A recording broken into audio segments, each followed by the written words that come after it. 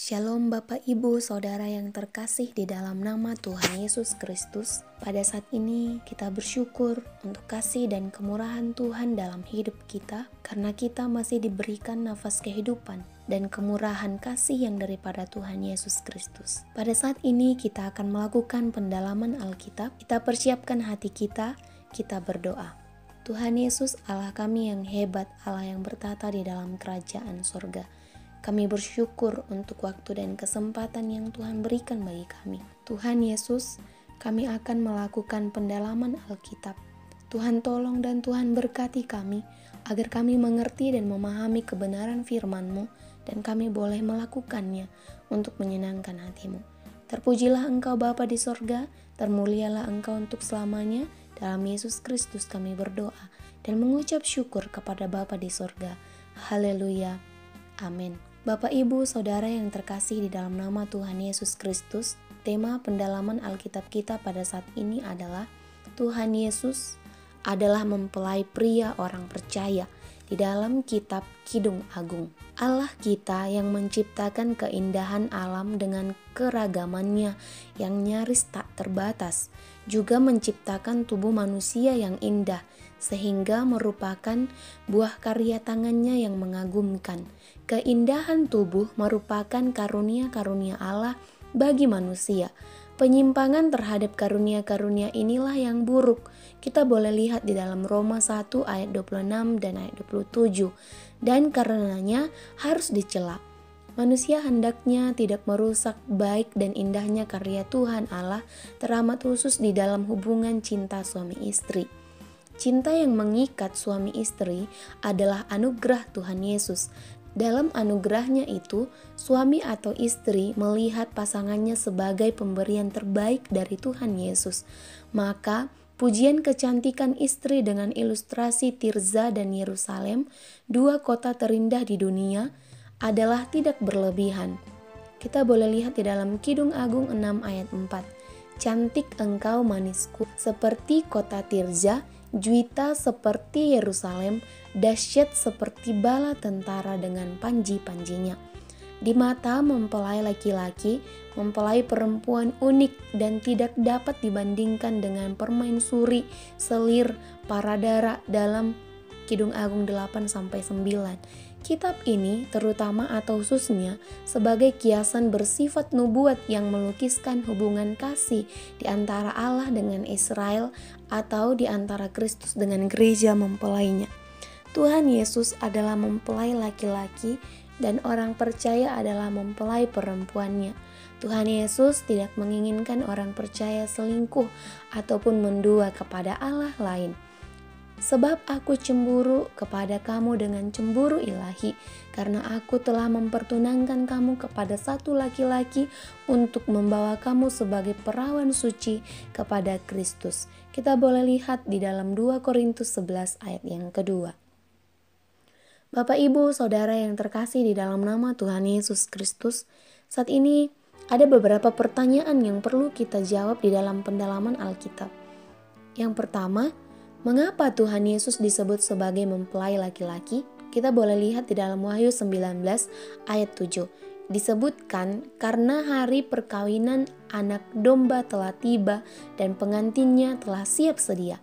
Kristus disebut sebagai mempelai laki-laki sebab manusia tidak butuh Tuhan Yesus hanya sebatas waktu, tetapi seperti suami dan istri yang selalu membutuhkan untuk selama-lamanya. Demikian juga manusia selalu dan selamanya butuh kasih Tuhan Yesus Kristus. Kristus disebut mempelai pria karena Tuhan Yesus bukan hanya dekat kepada orang percaya, tetapi harus menyatu sebagaimana mempelai laki-laki akan menjadikan orang percaya menjadi istri di dalam keadilan, kebenaran, dalam kasih setia dan kasih sayang. Pertanyaan yang kedua, bagaimana peran Yesus sebagai mempelai laki-laki? Yang pertama, menyatakan kasihnya bagi orang-orang, ia rela berkorban. Di dalam Efesus 5 ayat yang ke-31-32. Sebab itu, laki-laki akan meninggalkan ayahnya dan ibunya dan bersatu dengan istrinya, sehingga keduanya itu menjadi satu daging. Rahasia ini besar, Tetapi yang aku maksudkan ialah hubungan Kristus dan jemaat. Tuhan Yesus rela meninggalkan sorga demi untuk orang-orang yang dikasihinya. Yang kedua, Tuhan Yesus menyediakan tempat bagi orang percaya. Kita boleh lihat di dalam Yohanes 14 ayat yang pertama sampai yang kedua.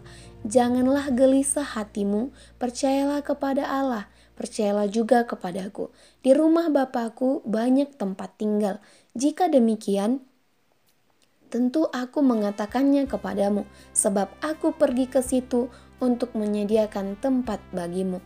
Yang ketiga, Tuhan Yesus selalu menantikan kita untuk hidup suci dan berjaga-jaga senantiasa di dalam doa dan mengingat kita orang-orang yang dikasihinya.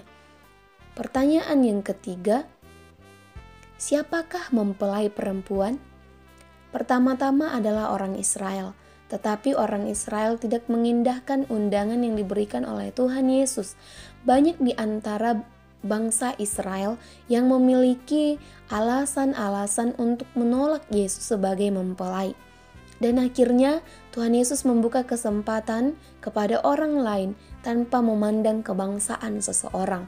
Semua orang diundangnya untuk boleh menjadi mempelainya, yaitu orang-orang yang memiliki syarat yang dapat menerima Tuhan Yesus sebagai mempelai prianya, yaitu orang-orang yang siap sedia dan orang-orang yang memenuhi syarat, yaitu percaya kepada Tuhan Yesus dengan hati dan mulut bahwa Dia adalah Tuhan Yesus Kristus, penyelamat, mempelai pria yang datang dari sorga untuk menjemput manusia yang dicintai dan dikasihinya.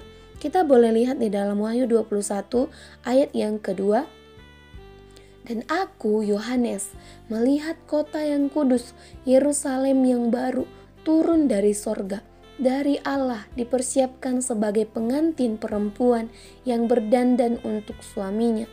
Gereja atau jemaat sebagai satu kesatuan, itulah Yerusalem baru, itulah mempelai perempuan Yesus Kristus. Pertanyaan yang keempat, bagaimana perbuatan mempelai perempuan seharusnya? Kita boleh lihat di dalam Wahyu 16 ayat 15. Lihatlah, aku datang seperti pencuri. Berbahagialah dia yang berjaga-jaga dan memperhatikan pakaiannya, supaya ia jangan berjalan dengan telanjang dan jangan kelihatan kemaluannya.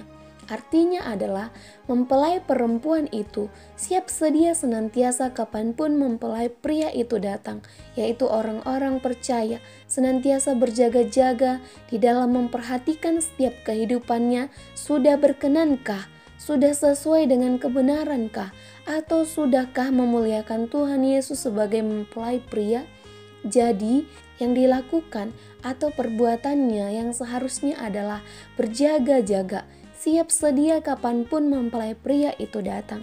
Kita boleh lihat di dalam Wahyu 7 ayat 14, mereka ini adalah orang-orang yang keluar dari kesusahan yang besar, dan mereka telah mencuci jubah mereka dan membuatnya putih di dalam darah anak domba. Pertanyaan yang kelima, mengapa Tuhan Yesus harus menjadi mempelai pria?